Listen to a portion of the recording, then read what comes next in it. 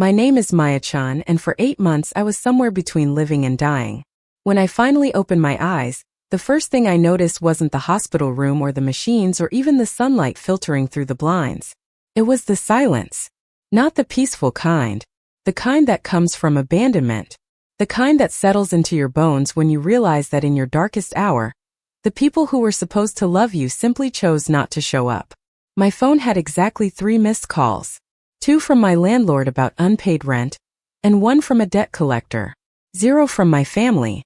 Before we jump back in, tell us where you're tuning in from. And if this story touches you, make sure you're subscribed because tomorrow, I've saved something extra special for you. The nurse who helped me sit up that first morning, Caroline, had kind eyes but a careful way of speaking, like she'd rehearsed bad news before. She adjusted my pillow and asked if I wanted her to call anyone. I gave her my mother's number. She dialed it, held the phone to my ear, and I listened to it ring 4 times before going to voicemail. Caroline tried my brother next. Same result. She didn't say anything, just squeezed my shoulder gently and told me to rest. But I couldn't rest. Because in that moment, lying in a hospital bed with muscles I had to relearn how to use, I understood something I'd spent my whole life trying to deny.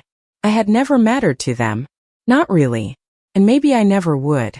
3 years later, I stood in the hallway outside Courtroom 5 at the Multnomah County Courthouse, smoothing down the front of my charcoal gray suit.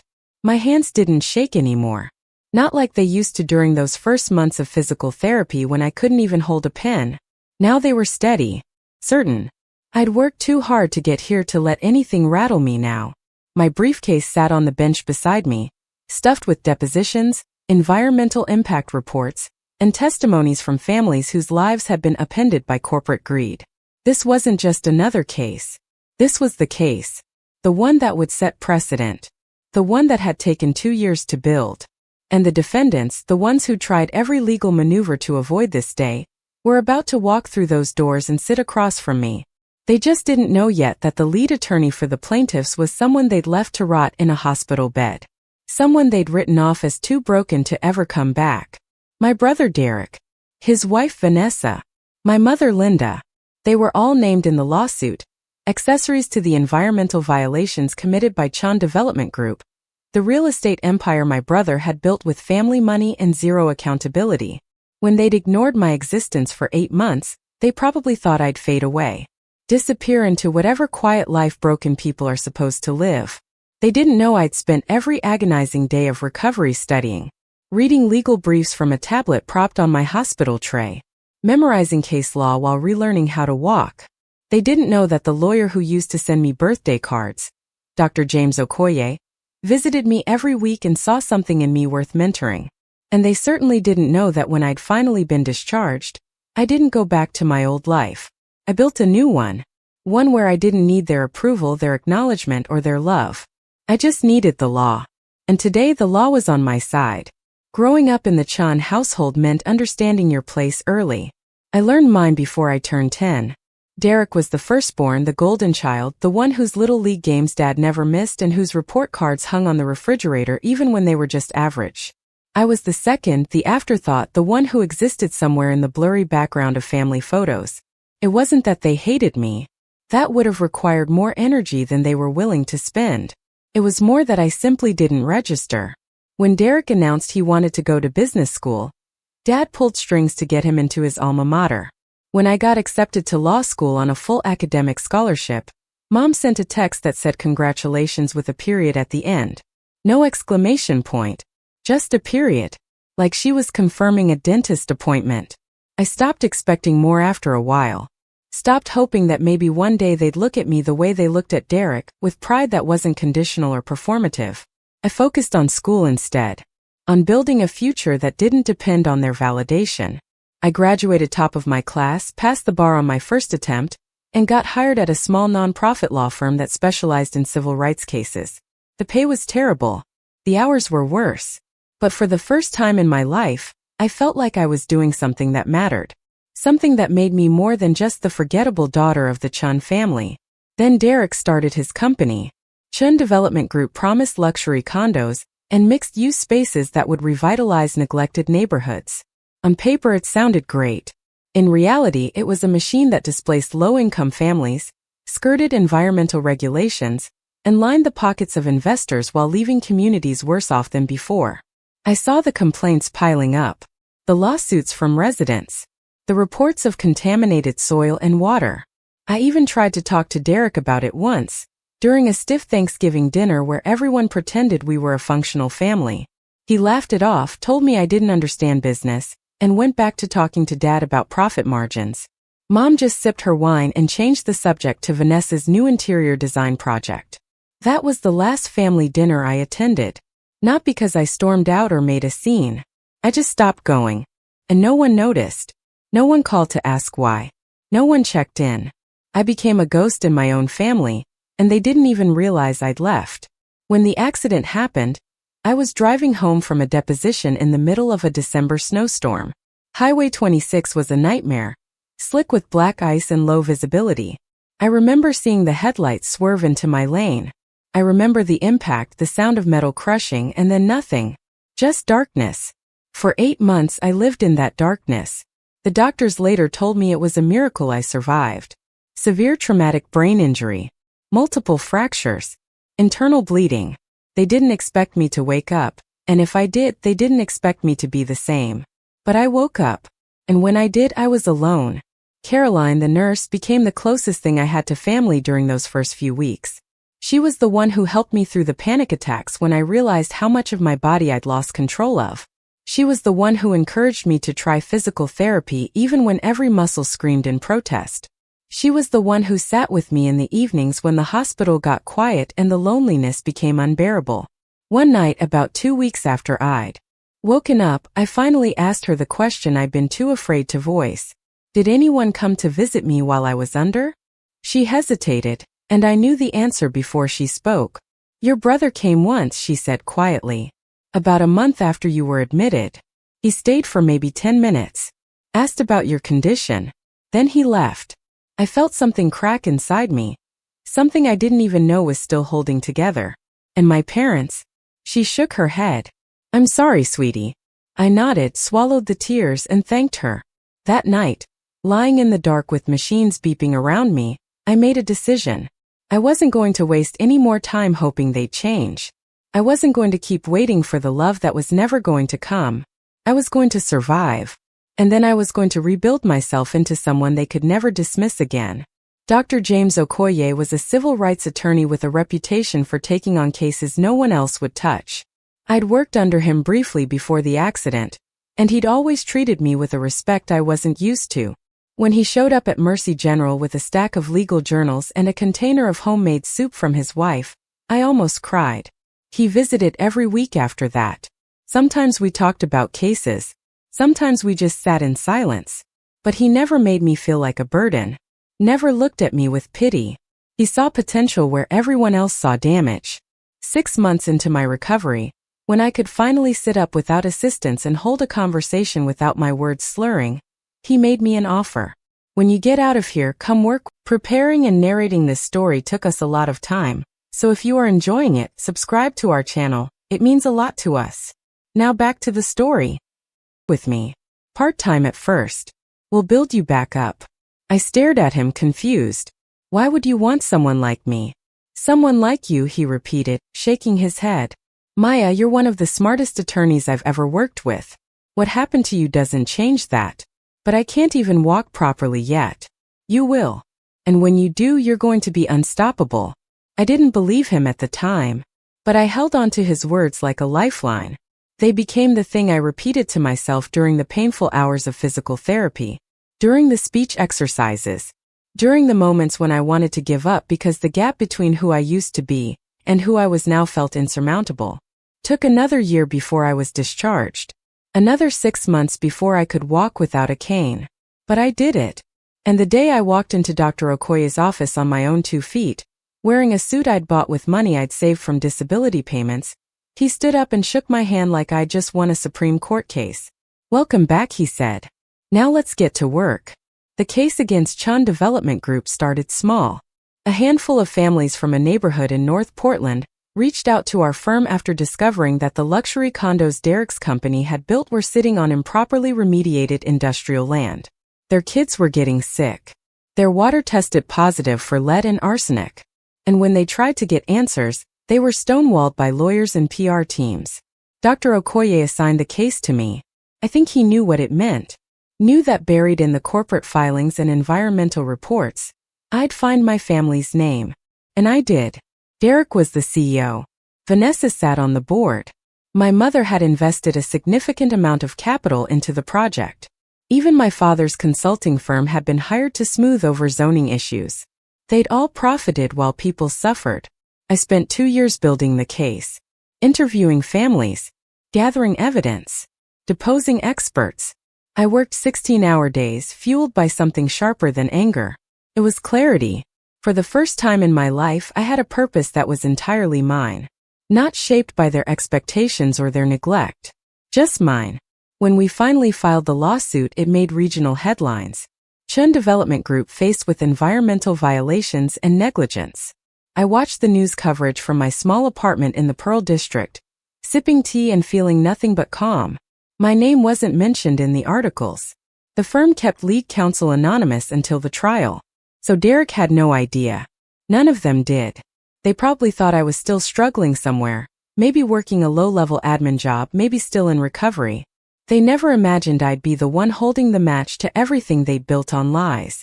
The morning of the preliminary hearing, I woke up before dawn. Not because I was nervous, but because my body had learned during those months in the hospital that sleep wasn't always a refuge. Sometimes it was just a place where memories replayed on an endless loop. The accident. The darkness. The moment I realized no one was coming. I made coffee in the small kitchen of my loft, watching the city slowly come alive through the floor-to-ceiling windows. Portland in November had a particular kind of gray to it, the kind that made everything look softer, almost forgiving. But there was nothing soft about what was coming today. I'd prepared for this moment with the kind of precision that only comes from having lost everything once before. Every document was organized. Every witness statement cross-referenced. Every potential objection anticipated. Dr. Okoye had taught me that the law favored those who were meticulous, and I'd taken that lesson to heart in ways that went beyond legal strategy. Control what you can control, he told me once. Let go of the rest. I controlled my preparation. I couldn't control how my family would react when they saw me. The courthouse was already busy when I arrived. Lawyers in expensive suits rushing past with their wheeled briefcases, clerks carrying stacks of files, families waiting anxiously on benches for their cases to be called. I moved through the crowd with purpose, my heels clicking against the marble floor in a rhythm that felt almost meditative. Courtroom 5 was on the 3rd floor, at the end of a long hallway lined with portraits of former judges whose stern faces seemed to watch everyone who passed. I found a bench outside the courtroom and sat down, placing my briefcase beside me. My hands rested in my lap, fingers interlaced, steady. The tremor that used to run through them during moments of stress had disappeared somewhere between my 100th physical therapy session and the day I'd won my first case back. Now there was only certainty. I heard them before I saw them. Vanessa's voice carried down the hallway, bright and artificial in that way people sound when they're performing confidence they don't quite feel. She was talking about some charity gala, something about silent auctions and table arrangements, and I could picture her exactly as she'd always been. Perfectly styled hair. Designer clothes that cost more than most people's monthly rent. A smile that never quite reached her eyes. Then Derek's voice, deeper, more controlled. He was talking to someone on the phone about damage control, about managing the narrative, about ensuring their investors didn't get spooked. All business. Always business. My mother's heels came next, that particular sharp click that I'd learned to recognize as a child. It meant she was irritated about something. Probably the inconvenience of having to appear in court at all. And finally, my father's measured gait, steady and unhurried. The walk of a man who'd never doubted his place in the world. They rounded the corner, and for a brief moment, I saw them as they were. Not as the towering figures of my childhood, but as people. Flawed. Fragile in ways they'd never admit. Complicit. Derek saw me first. His eyes passed over me without recognition. The way you'd glance at a stranger in a waiting room. He was about to look away when something made him pause. Maybe it was the way I was sitting. Maybe it was something in my posture that triggered a distant memory. He stared for a second longer, his brow furrowing slightly, and then Vanessa pulled his attention away with a question about their lawyer. My mother didn't even look in my direction. She was too busy scrolling through her phone, her face set in that expression of perpetual dissatisfaction I knew so well. My father nodded to someone across the hall, a colleague probably, and adjusted his tie. They walked past me, all four of them, close enough that I could smell Vanessa's perfume, the same expensive scent she'd worn to every family gathering I'd ever attended. Close enough that I could hear my mother sigh with impatience. And they had no idea who I was. I watched them disappear into the courtroom, and something inside me settled. This was it. The moment I'd been preparing for. Not with anger or vindictiveness, but with the calm certainty of someone who knew exactly what they were doing and why. The courtroom was smaller than the ones you see on television. No dramatic vaulted ceilings or grand jury boxes.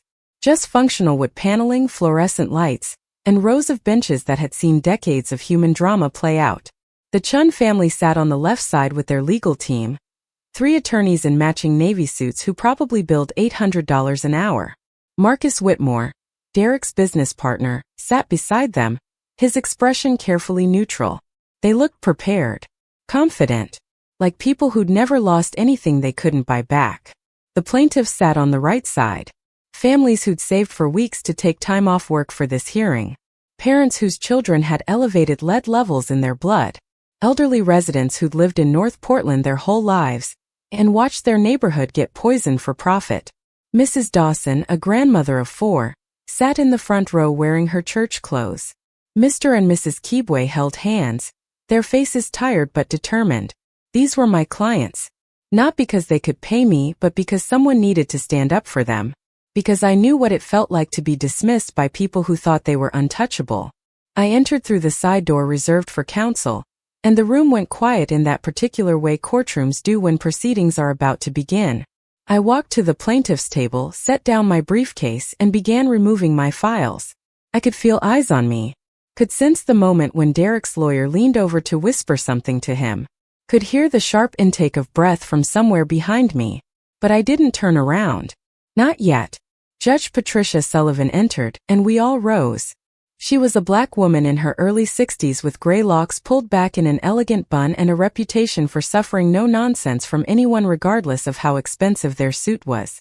She'd been on the bench for 20 years and had seen every trick in the book. I respected her immensely. The bailiff called the court to order, announced the case number, and Judge Sullivan settled into her seat with the efficiency of someone who had 17 more cases to get through today. She looked at the defense table first. Counsel for the defense, please state your appearance for the record. Jonathan Reeves stood, all polished confidence. Jonathan Reeves of Reeves & Associates, appearing on behalf of Chen Development Group and associated defendants. Judge Sullivan nodded and turned to our side. Counsel for the plaintiffs. I stood, and the courtroom seemed to hold its breath. Maya Chun of Okoye and Partners, appearing on behalf of the plaintiff class. The silence that followed was profound. I didn't look at my family. Didn't need to. I could feel the shock radiating from their side of the room like heat from pavement in summer. Judge Sullivan's eyebrow raised slightly, the only indication that she'd noted the shared last name. But her expression remained neutral. She'd seen stranger things. Thank you, counsel. Mr. Reeves, your motion.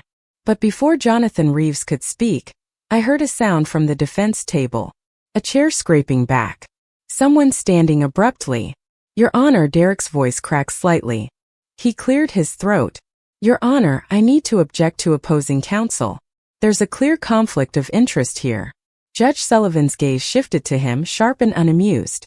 Mr. Chun, you are not an attorney and you are not representing yourself pro se. Sit down. But she's my sister, he said, and the words tumbled out desperately. She can't be the lawyer on this case. She's family. We thought she was, we thought. He trailed off, realizing too late that he was only making things worse. Judge Sullivan's expression didn't change. She folded her hands on the bench and spoke with the kind of calm that experienced judges use right before they destroy someone's argument. Mr. Chun, unless you're alleging that Ms. Chun has a financial interest in your company or stands to personally benefit from this lawsuit beyond her legal fees, there is no conflict of interest. The fact that you share a last name is irrelevant to these proceedings. Now sit down before I hold you in contempt. Derek sat. But the damage was done. Everyone in the courtroom now knew exactly who I was. And more importantly, they knew that my own family had just tried to disqualify me out of sheer panic. The hearing proceeded, but the energy had shifted. Jonathan Reeves tried to regain his footing, arguing that our environmental claims were speculative, and that the plaintiffs hadn't demonstrated sufficient harm to warrant a class action. I listened carefully, making notes, waiting for my turn. When Judge Sullivan nodded to me, I stood and approached the podium. I didn't bring notes. I'd memorized every word I needed to say. Your Honor, the defense would have this court believe that contaminated drinking water and elevated lead levels in children are speculative harms. They would have us accept that multiple independent environmental reports, all showing the same patterns of contamination, are somehow coincidental. I paused, letting that sink in. They would have us ignore the testimonies of medical professionals who've documented the health impacts on these families. And perhaps most tellingly, they would have us overlook the internal emails and documents that show Chin Development Group was aware of the contamination risks before construction even began and chose to proceed anyway. I saw Jonathan Reeves shift uncomfortably. We'd obtained those emails through discovery, and they were devastating. Clear evidence that the company had prioritized profit over safety. I continued. The plaintiffs aren't asking for speculation to be treated as fact, Your Honor. They're asking for facts to be treated as facts. They're asking that the law apply equally to everyone, regardless of wealth or influence. They're asking for what they were promised when they invested their life savings into homes they believed were safe. Justice. When I finished, Judge Sullivan was writing something down. She didn't look up immediately, and the courtroom remained silent. Finally, she set down her pen. I'm going to allow this case to proceed to trial. The defense's motion to dismiss is denied. The plaintiff class will be certified pending final review of the criteria. But based on what I've seen today, I'm satisfied that the prerequisites are met. There was a collective exhale from the plaintiff's side. Mrs. Dawson covered her mouth with her hand. Mr. Keebway squeezed his wife's shoulder. These were people who'd been fighting for so long to be heard, and for the first time someone with power was listening. We'll reconvene in 30 days for a scheduling conference, Judge Sullivan continued. In the meantime, both parties are ordered to continue discovery in good faith. And Mr. Reeves, she added, her tone sharpening, make sure your clients understand that attempting to intimidate opposing counsel, even inadvertently, will not be tolerated in my courtroom. Is that clear? Yes, Your Honor, Jonathan said quickly. Court is adjourned. The gavel came down, and Judge Sullivan exited. The moment she was gone, chaos erupted on the defense side. Derek was on his feet, trying to push past his lawyers to get to me. Vanessa grabbed his arm, hissing something I couldn't hear. My mother sat frozen, her face pale. My father stared at me with an expression I'd never seen before, something between shock and what might have been shame. I calmly packed my briefcase, taking my time. Mrs. Dawson approached me, tears in her eyes. Thank you, she whispered. You don't know what this means. I do, I said gently. And we're going to see this through. As I turned to leave, Derek finally broke free from his lawyers and intercepted me near the courtroom door. Maya, wait. I stopped but didn't turn around. Just waited. What the hell are you doing, he said, his voice low and furious. You're suing your own family. Are you insane? I turned slowly to face him. For the first time in 3 years, I looked my brother directly in the eye. I'm representing families you poisoned for profit. The fact that we're related is irrelevant. You didn't even tell us you were awake, he said, and something in his voice almost sounded hurt. We thought you were still recovering. You thought wrong. You never even called to find out. His jaw tightened. That's not fair. What's not fair, Derek, is leaving someone in a coma for 8 months without a single visit. What's not fair is building luxury condos on contaminated land and lying to families about it. What's not fair is thinking you can buy your way out of consequences. Vanessa appeared at his side, her face flushed with anger. You're doing this for revenge, aren't you? This is because you've always been jealous of Derek. I looked at her, this woman who'd never spoken more than polite pleasantries to me at family dinners, and felt nothing but pity. This isn't about revenge, Vanessa. This is about accountability, something your family has never had to face. My mother's voice cut through the tension. Maya, please. I turned. She stood a few feet away, her hands clasped in front of her like she was praying. Let's talk about this privately. Like a family. We're not a family, Mom. I said it quietly without malice. Just fact. A family shows up.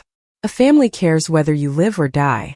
You had 8 months to prove you were my family and you chose not to. Her face crumpled, but I didn't stay to watch. I walked past all of them, through the courtroom doors, and into the hallway where Dr. Okoye was waiting. He'd watched the whole thing from the back row. How do you feel? He asked.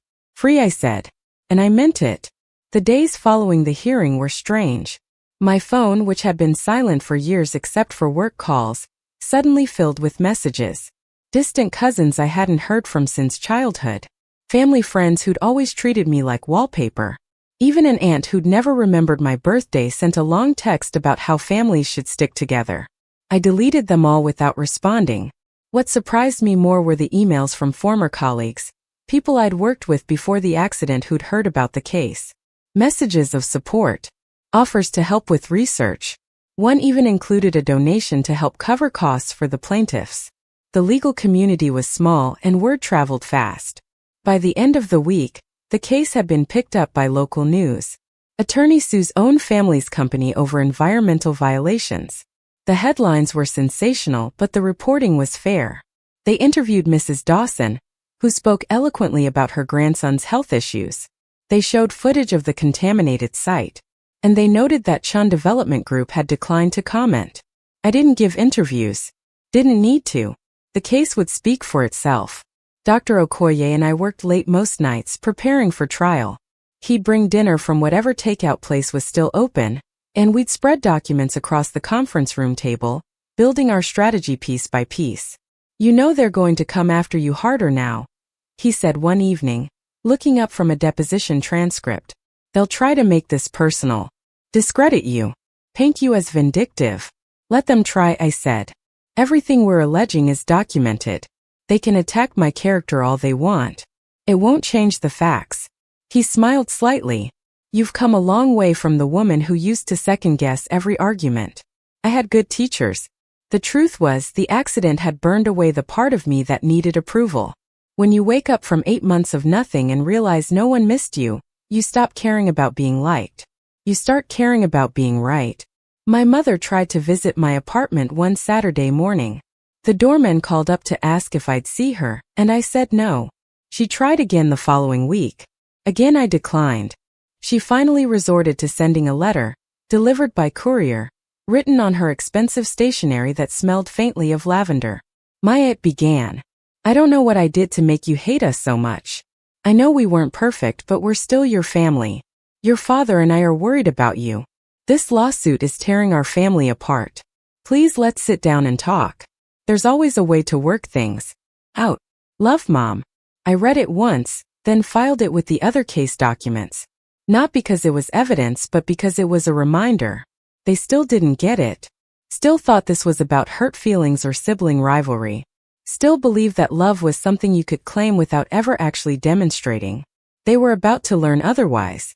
Discovery continued, and with each deposition the picture became clearer. Derek had known about the soil contamination reports. Vanessa had been in meetings where the decision was made to proceed despite environmental concerns. My father's consulting firm had helped rezone the land by downplaying the risks in their reports. And my mother's investment had been contingent on the project moving forward quickly, cutting corners if necessary. They were all complicit. Not cartoon villains, just people who'd convinced themselves that profit justified risk, that poor families didn't have the resources to fight back, that they were too insulated by wealth and connections to ever face real consequences. We deposed Marcus Whitmore, Derek's business partner, and he cracked under pressure. Admitted that there had been discussions about remediation costs being too high. Confirmed that they'd chosen a cheaper contractor who'd done substandard work. Gave us emails that showed Derek personally approving decisions that violated EPA guidelines. Jonathan Reeves tried to walk back the testimony, but the damage was done. By the time we were 3 months into discovery, their legal strategy had shifted from denial to mitigation. They started making settlement offers. First to the plaintiffs directly, trying to bypass our firm. When that failed, they approached Dr. Okoye with a number. A significant number. Enough to make the families whole and then some. Dr. Okoye brought it to me on a Wednesday afternoon. They're offering $4.2 million, he said. Distributed among the plaintiff class, medical monitoring for the children, and relocation assistance for anyone who wants to move. I studied the offer. It was more than I'd expected them to go to, which meant they were scared. What do the families want to do? Some want to take it, he admitted. It's life-changing money for them. Others want to see this through to trial. They want accountability, not just compensation. I nodded. Then we let them decide. But make sure they understand that if we go to trial and win, the punitive damages could be significantly higher. And if we lose, they get nothing. He looked at me carefully. What do you want, Maya? I want them to admit what they did.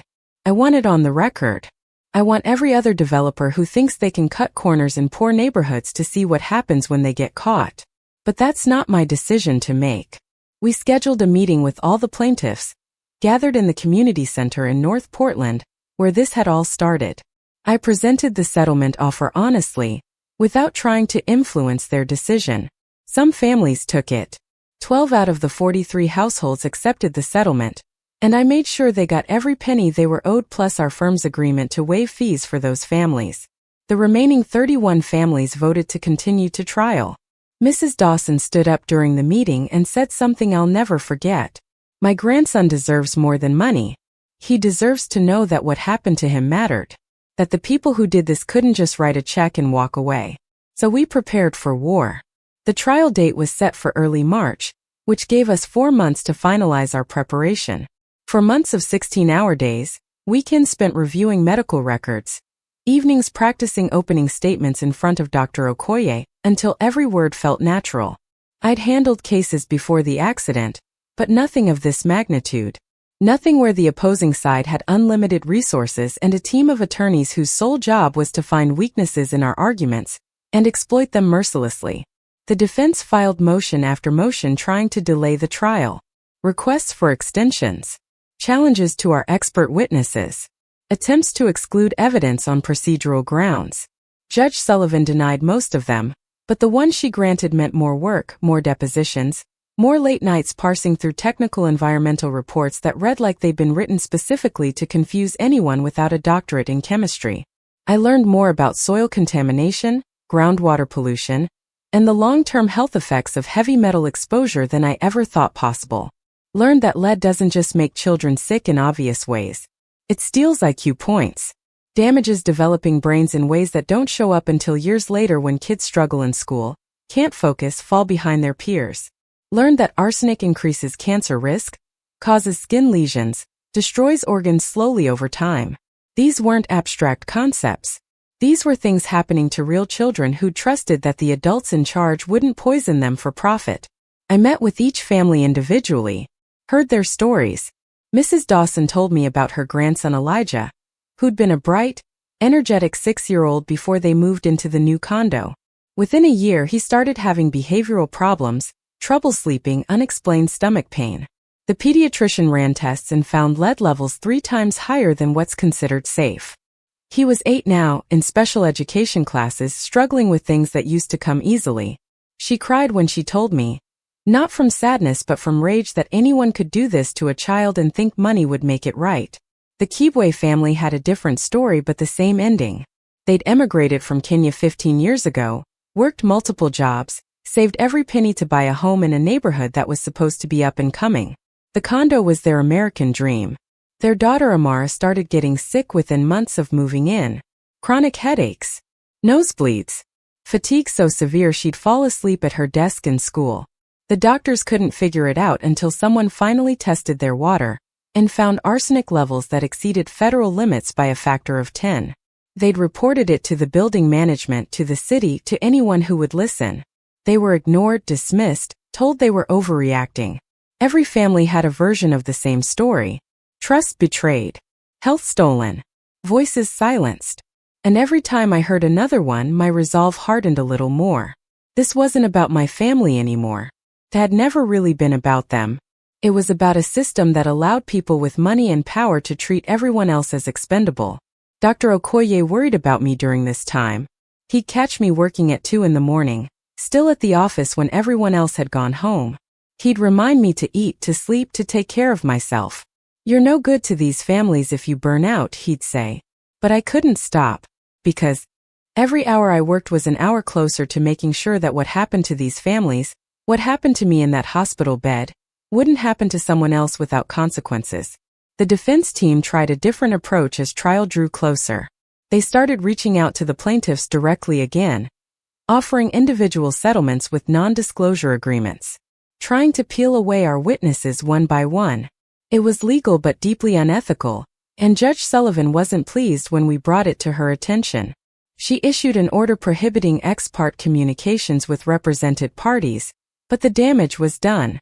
2 more families took settlements, too exhausted to keep fighting. That left us with 29 families. 29 households willing to stand up in court and tell their stories. 29 chances to get this right. I saw my brother once during those months, purely by accident. I was leaving a deposition at a neutral location downtown, when I spotted him getting out of his car in the parking garage. He saw me at the same moment. We both froze. For a few seconds, neither of us moved. Then he walked toward me, and I debated whether to just get in my car and leave. But something made me stay. He stopped a few feet away, hands in his pockets, looking older than I remembered. There were lines around his eyes that hadn't been there before, and his usually perfect hair looked like he'd been running his hands through it. "You look good," he said finally. "Healthy." I didn't respond, just waited. "I didn't know what happened to you," he continued. "After the accident. Mom said you were stable, that you were going to be fine. So I figured you didn't want visitors. That you'd reach out when you were ready." "That's a convenient story," I said. "But we both know it's not true." His jaw tightened. "What do you want me to say, Maya? That I should have visited? Fine. I should have. I was a terrible brother. Does that make you happy?" "No," I said quietly. "It just makes me sad. Sad that you still don't understand why what you did, what all of you did, was unforgivable. It wasn't just about not visiting. It was about showing me exactly how little I mattered. And now you're mad because I had the audacity to survive and become someone you can't ignore." He looked away. "This lawsuit is going to destroy everything Dad and I built." "Good," I said. "Because you built it on other people's suffering." He shook his head. "You've changed. You used to understand family loyalty." "No, Derek. I used to be desperate for family that didn't exist. There's a difference." I got in my car and drove away. Watched him standing there in the rearview mirror, looking lost. I felt nothing. Not satisfaction, not vindication. Just the quiet certainty that I'd made the right choice. The week before trial I barely slept. Not from nerves but from preparation. Dr. Okoye had assembled a team of 3 junior attorneys to help with the workload, and we turned our conference room into a war room. Whiteboards covered with timelines. Boxes of exhibits organized by witness. Practice cross-examinations that went until midnight. We brought in a jury consultant who helped us think through how to present complex scientific evidence in ways that would resonate with regular people. We hired expert witnesses, environmental engineers and pediatric toxicologists and public health researchers who could explain in clear terms exactly what Chen Development Group had done and what the consequences were. The defense had their own experts, well-paid professionals who would testify that the contamination levels weren't that bad, that the health effects couldn't be definitively linked to the soil and water, that the company had followed all applicable regulations. It would be our job to dismantle those arguments piece by piece, to show that regulations had been ignored, that internal documents contradicted their public statements, that they'd known the risks and proceeded anyway. Jonathan Reeves called me 2 days before trial. It was late, almost 9 at night, and I almost didn't answer. But curiosity got the better of me. "Maya," he said, and his voice had lost some of its courtroom polish. "I'm calling to make one final settlement offer. Off the record." I waited. $7.5 million, he said. Full remediation of the site. Medical monitoring for all affected families until the children turn 18. And a public acknowledgement that mistakes were made in the development process. It was a good offer. Better than good. It was almost everything we'd asked for. Almost. "What about punitive damages?" I asked. "What about holding individuals accountable?" He sighed. You know I can't offer that. The company will make this right financially, but criminal liability is off the table. Then we'll see you in court, I said. Maya, be reasonable. This is a generous offer. You could be a hero to these families. Or you could roll the dice at trial and potentially lose everything. I agreed. But at least I'd know I didn't let them buy their way out of accountability. There was a long silence. Your brother wants to talk to you, he said finally. He asked me to arrange a meeting. No. He says he has things he wants to explain. Things about the accident. That got my attention. What things? I don't know. He wouldn't tell me. But he seemed genuine, Maya. He seemed like he actually wants to make amends. I closed my eyes. This was a trap. Had to be. A last-ditch effort to throw me off balance before trial. And yet some small part of me, the part that still remembered being a kid desperate for her big brother's attention, wanted to hear what he had to say. I'll think about it, I said. Let me know by tomorrow. We need to finalize our strategy. I hung up and sat in the darkness of my apartment, staring out at the city lights. What could Derek possibly have to say about the accident? He hadn't been there. Hadn't been involved. Unless there was something I didn't know. Something he'd kept hidden. I made myself a cup of tea and pulled out the accident report I'd requested from the police department months after I'd woken up. I'd read it dozens of times. Black ice. Poor visibility. The other driver had been cited for reckless driving, but the case had been settled quietly. I'd never pursued it further because I'd been too focused on recovery, then on building the case against Chan Development Group. Now I looked at it with fresh eyes. The other driver's name was Michael Torres. Age 24. Driving a company vehicle. I never thought to check which company. I pulled up the full police report on my laptop and scrolled through the attachments until I found the insurance information. The vehicle had been registered to Chan Development Group. My hands went cold. I read it again to make sure I wasn't misreading, but there it was in black and white. The truck that hit me had belonged to my brother's company. I grabbed my phone and called Dr. Okoye. I know it's late, I said when he answered, but I need you to pull every employment record for Chan Development Group going back 4 years. Specifically anyone named Michael Torres. What's going on? He asked, instantly alert. I think my accident wasn't an accident. There was silence on the other end. Then I'll have it by morning. I didn't sleep that night. Just sat at my kitchen table going through every detail I could remember. The weather had been terrible, yes. But the truck had swerved into my lane aggressively. I'd always assumed it was just someone driving too fast for conditions. But what if it wasn't? What if someone had wanted me gone? I thought back to the weeks before the accident. I'd been working on a different case then. A housing discrimination suit against a developer who'd been refusing to rent to families with Section 8 vouchers. It was small compared to what I was doing now, but I'd been making noise, getting media attention, making developers in Portland nervous. Had I been getting too close to something? Had someone decided I was a problem that needed to be eliminated? It sounded paranoid even in my own head. But I'd learned in law school that the most obvious answer was usually correct. And the most obvious answer here was that Chan Development Group had something to hide and I'd been in the way. Dr. Okoye called at 6 in the morning. Michael Torres was employed by Chan Development Group as a site supervisor from 2018 until January 2021. He was terminated 1 week after your accident. Why would they fire him right after? I asked. Unless they were covering something up. There's more, Dr. Okoye said grimly. I pulled his driving record. 3 prior incidents of aggressive driving. 2 accidents. He never should have been driving a company vehicle. And Derek knew? The employment records show he personally signed off on Torres continuing to drive after the second accident. There was a note in his file recommending he be restricted to non-driving duties, but it was overridden. I felt something cold settle in my chest. They didn't just fail to visit me in the hospital. They might have been the reason I was there in the first place. We need to be careful with this, Dr. Okoye said. If we're going to allege this was intentional, we need ironclad proof. Otherwise it's just conspiracy theory. I know, I said. But I want to talk to Torres. Find out what really happened that night. I'll track him down, he said. But Maya, if this is true, if they deliberately tried to harm you, this case just became about a lot more than environmental violations. I understand. Good. Because you need to decide if you're ready for that fight. I've been ready, I told him. I just didn't know what I was fighting yet. By midday, we'd located Michael Torres.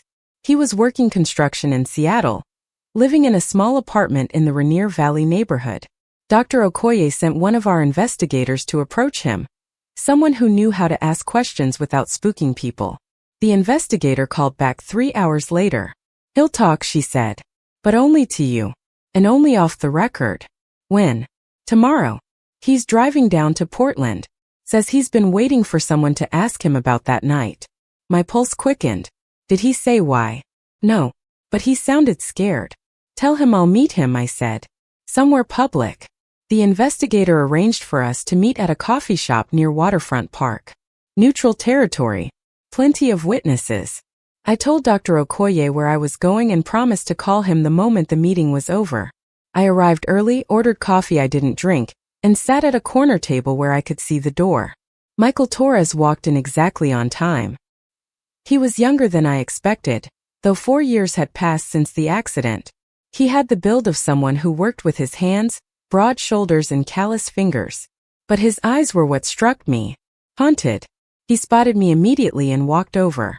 You're Maya-chan, he said. It wasn't a question. I am. He sat down heavily. I've wanted to talk to you for 3 years. Then talk. He took a breath. The night of the accident wasn't an accident. I was told to run you off the road. The words hung in the air between us. I felt my hands grip the edge of the table but kept my voice steady. Who told you? Your brother. Derek-chan. He said you were causing problems. That you were about to expose something about the company that would cost them millions. He said if I didn't take care of it, I'd lose my job and he'd make sure I never worked construction in Oregon again. So you tried to kill me. He flinched. I didn't want to. I swear I didn't. But I had a kid on the way and bills and I was scared. I thought I'd just scare you. Make you crash but not, not hurt you that bad. But the roads were icy and you went into the median and... He stopped, his voice breaking. I'm sorry. I'm so sorry. I watched him for a long moment. He was crying now, this man who'd nearly killed me, and I felt a strange disconnect. Like I was watching this happen to someone else. Did you tell the police the truth? No. Derek's lawyers took care of everything. Paid my legal fees. Got the charges reduced. Then fired me a week later so there wouldn't be any connection. They gave me $50,000 to disappear and keep my mouth shut. And you took it. I took it, he whispered. Because I was a coward. But I can't live with it anymore. Every time I close my eyes I see your car spinning out. I see the ambulance. I think about the fact that you might have died because I was too weak to stand up to a bully in an expensive suit. I lean back in my chair. Why are you telling me this now? Because I heard about the trial. About what you're doing. And I realized that if you survived what I did to you and still had the guts to fight them, then maybe I could find the guts to tell the truth. Will you testify? I asked. He nodded. Yeah, I will. Whatever you need. But I need immunity. I'm not going to prison for this.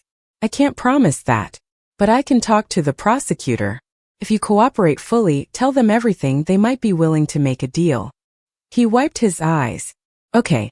I pulled out my phone and called Dr. Okoye. We need to file an amended complaint, I said when he answered. And we need to contact the district attorney's office. What happened? I'll explain when I get back. But James, this just became a criminal case. The fallout was immediate. By the time I returned to the office, Dr. Okoye had already begun drafting the amended complaint. We were adding charges of attempted vehicular assault, conspiracy to commit assault, witness intimidation, and obstruction of justice. We'd also be filing a separate civil suit for the accident itself, seeking damages that would dwarf the environmental case. But more importantly, we were handing evidence to the district attorney that could result in criminal charges against Derek personally. This was no longer about contaminated land. This was about a man who tried to have his own sister killed to protect his business interests. The news broke the next morning. Local attorney alleges brother orchestrated hit and run. The story spread like wildfire. Every news outlet in Portland picked it up. By afternoon it had gone regional. By evening, national. My phone exploded with calls from reporters, but I didn't answer any of them. Dr. Okoye handled the press with a simple statement confirming that we'd filed an amended complaint, and were cooperating with law enforcement. He declined to comment further on pending litigation. The Chun family's response was swift and predictable. Their PR team released a statement calling the allegations baseless and defamatory. Derek appeared on local news looking somber and betrayed, saying he loved his sister and was devastated that she would make such horrible accusations. Vanessa went on social media posting old family photos with captions about how mental trauma can cause people to create false memories. My mother called me directly for the first time since I declined her visit. I answered because I wanted to hear what she'd say. How could you do this, she hissed. How could you accuse your own brother of trying to murder you? Do you have any idea what this is doing to our family? Because it's true, I said calmly. And I have a witness willing to testify under oath. She made a sound somewhere between a laugh and a sob. Michael Torres? He's a criminal. A liar. Derek was trying to help him, and this is how he repays us. You're being manipulated, Maya. You always were too trusting. I hung up. There was no point in continuing the conversation. She'd already chosen which version of reality she wanted to believe, and it wasn't one where her golden child had tried to kill his sister to protect his profit margins. Judge Sullivan called an emergency hearing to address the amended complaint. Both legal teams appeared before her in chambers rather than open court. Jonathan Reeves was furious, arguing that we were trying to prejudice the jury pool, and that the timing was deliberately calculated to damage his clients before trial. These are inflammatory allegations with no credible evidence, he said. This is a transparent attempt to gain leverage through public opinion rather than legal merit. Judge Sullivan turned to me. Ms. Chun, do you have evidence to support these new allegations? We do, Your Honor. We have a witness who was directly involved and is willing to testify. We have employment records showing the connection between the witness and Chun Development Group.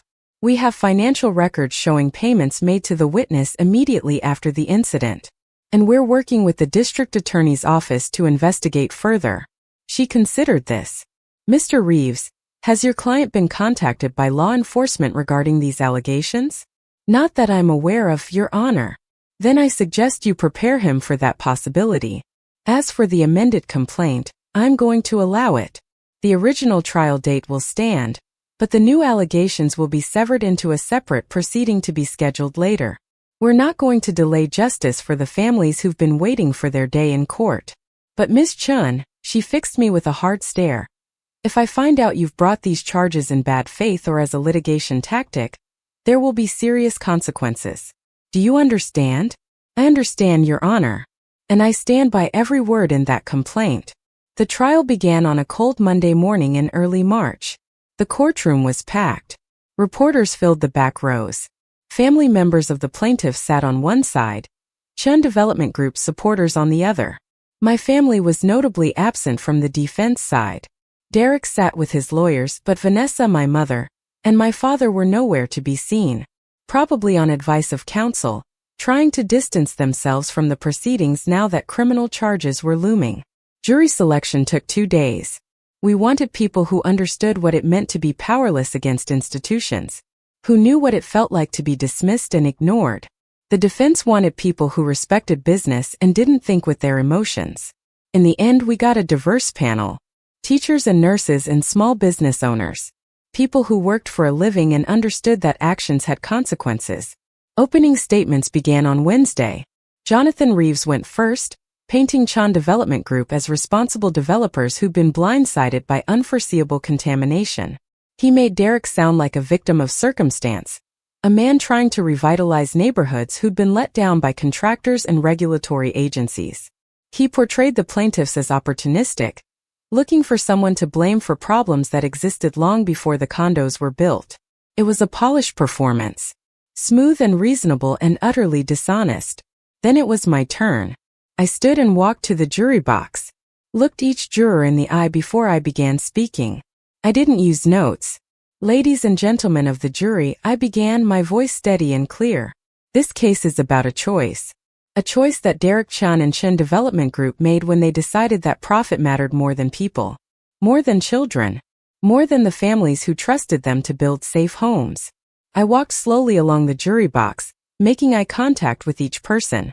The defense will tell you this was all a terrible mistake, that they didn't know about the contamination, that they followed the rules. But we're going to show you documents, emails, reports that prove they knew exactly what they were doing. We're going to introduce you to families whose lives were forever changed because of that choice. And we're going to ask you to hold them accountable. I paused, letting the words settle. There's a little boy named Elijah who used to love reading. He was in the gifted program at his school. Now he struggles to make it through a single page because the lead poisoning he suffered has damaged his ability to concentrate. There's a girl named Amara who dreamed of becoming a doctor. She's 14 now and she's already had 2 surgeries to remove tumors caused by arsenic exposure. These aren't statistics. These are children who deserved better. I returned to our table but remained standing. The defense will try to make this complicated. They'll bring in experts with fancy degrees who'll use technical language to confuse you. But at its core, this case is simple. Did Chun Development Group know they were building on contaminated land? Yes. Did they choose to proceed anyway without proper remediation? Yes. Did families suffer because of that choice? Yes. Your job is to decide what that choice is worth, what accountability looks like, and whether people with money and power should face the same consequences as everyone else. I sat down. The courtroom was silent for a moment, and then Judge Sullivan called for a brief recess. Dr. Okoye squeezed my shoulder as we left the courtroom. That was perfect, he said quietly. You had them. Now we just have to prove it. The next 3 weeks were a blur of testimony and evidence. We called our plaintiffs first, let them tell their stories in their own words. Mrs. Dawson testified about Elijah, her voice breaking as she described watching her bright grandson struggle with things that used to come easily. The Kibwe's testified together, Mr. Kibwe translating for his wife whose English was limited, both of them holding hands as they described Amara's illness and the fear that gripped them every time she complained of feeling tired. Family after family took the stand, showed the jury medical records, test results, bills they couldn't pay for treatments insurance wouldn't cover. The emotional toll was exhausting, but it was necessary. The jury needed to see these people as human beings, not abstract victims. Then we brought in our expert witnesses. Dr. Sarah Vance, a pediatric toxicologist from Johns Hopkins, explained in clear, accessible language how lead and arsenic affect developing brains and bodies. She walked the jury through the science without talking down to them, used analogies they could understand. Lead in the body is like sand in an engine, she said. It gets into systems that are supposed to run smoothly and it grinds them down. For a child whose brain is still developing, even small amounts can cause permanent damage. Our environmental engineer, Dr. Robert Hastings, testified about the soil samples we'd taken from the site. He showed the jury maps with color-coded contamination levels, explained how the toxins had leached into the groundwater, demonstrated with models how the construction process had actually made things worse by disturbing contaminated soil and spreading it around. The defense tried to poke holes in their testimony during cross-examination, but our experts were solid. They'd done the work. They had the data, and they didn't waver under pressure. Then we entered the documents into evidence.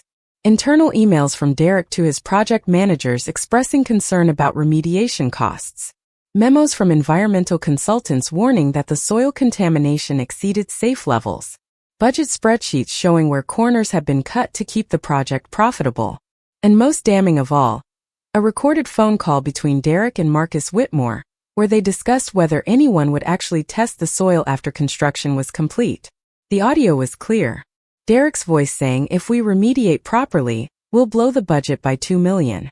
But if we just cover it up and hope nobody notices, we can still hit our profit targets. Marcus responding, what about liability? Derek laughing. These are Section 8 families, Marcus. They don't have lawyers. They don't have resources. Who's going to sue us? The jury's faces changed when they heard that recording. Whatever sympathy they might have had for Derek evaporated. This wasn't a mistake or an oversight. This was calculated indifference to human suffering. Jonathan Reeves did his best during cross-examination to muddy the waters. He suggested that our environmental testing might have been flawed. He brought in defense experts who claimed the contamination levels weren't as bad as we'd portrayed. He argued that correlation didn't equal causation, that we couldn't definitively prove the health problems were caused by the condos rather than other environmental factors. But it all rang hollow against the weight of our evidence. against the testimony of parents who'd watched their children get sick, against Derek's own words on that recording. The defense rested after 2 weeks, and we prepared for closing arguments. Dr. Okoye and I worked through the night, refining our message, anticipating every argument the defense would make. We knew this was our last chance to speak directly to the jury before they deliberated. Everything came down to this. Jonathan Reeves delivered his closing first. He was eloquent as always, painting Derek as a well-intentioned businessman who'd been let down by contractors and consultants. He emphasized the settlement offers that had been made, suggested that proved his client's good faith. He tried to minimize the health impacts, argued that many of the symptoms could have other causes. And he urged the jury not to let emotion override reason, not to punish his client for what amounted to an unfortunate situation, rather than deliberate wrongdoing.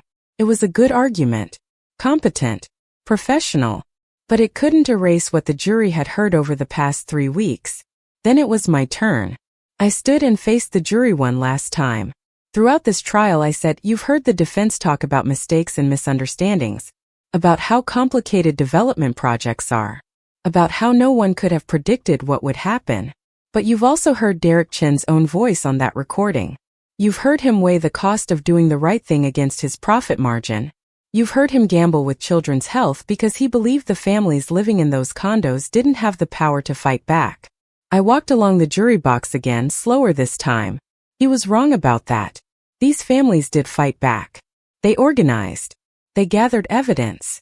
They found attorneys willing to take on a powerful developer. And they asked you, 12 ordinary citizens, to hold that developer accountable. I paused. The defense wants you to believe this is complicated. But it's not. Derek Chen had a choice. Spend the money to properly clean contaminated land, or cut corners and hope nobody noticed. He chose profit over safety. And now he's asking you to let him walk away because admitting what he did would be expensive and embarrassing. I returned to the center of the courtroom. You've seen the medical records. You've heard from doctors who explained the science. You've listened to parents describe watching their children suffer. And you've heard Derek Chen himself say that he didn't think these families mattered enough to protect. Your verdict is the answer to that statement. Your verdict tells everyone, in Portland and beyond, whether people like Derek Chen can poison communities without consequence. Whether wealth and influence put you above accountability. Whether the law protects everyone equally or just those who can afford the best lawyers. I looked each juror in the eye one final time. These families trusted the system. They believed that when they bought homes, those homes would be safe.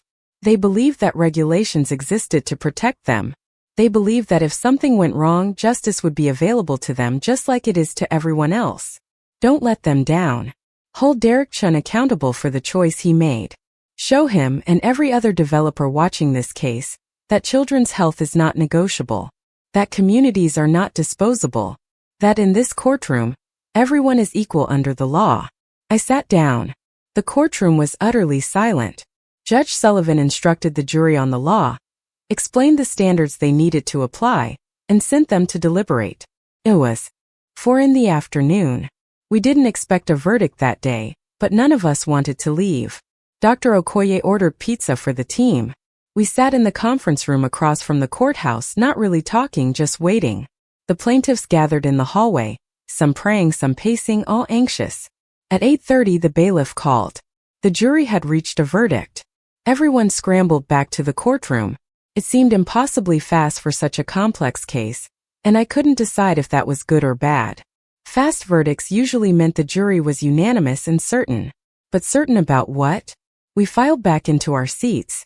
The jury returned to the box. I tried to read their faces but couldn't. Judge Sullivan asked the foreperson if they'd reached a verdict. "We have, Your Honor." The clerk took the verdict form and handed it to Judge Sullivan. She read it silently, her expression neutral, then handed it back to the clerk. The clerk cleared her throat. In the matter of Dawson et al. Versus Chen Development Group, on the question of whether the defendant knowingly built residential housing on contaminated land without proper remediation, we the jury find for the plaintiffs. I heard Mrs. Dawson gasp behind me. On the question of whether the defendant's actions directly caused harm to the plaintiff class, we find for the plaintiffs. On the question of compensatory damages, We award the plaintiff class $12.4 million. There was a murmur through the courtroom.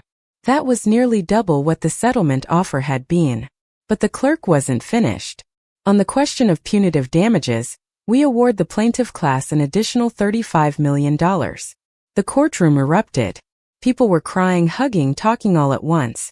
Judge Sullivan banged her gavel calling for order, but even she looked satisfied.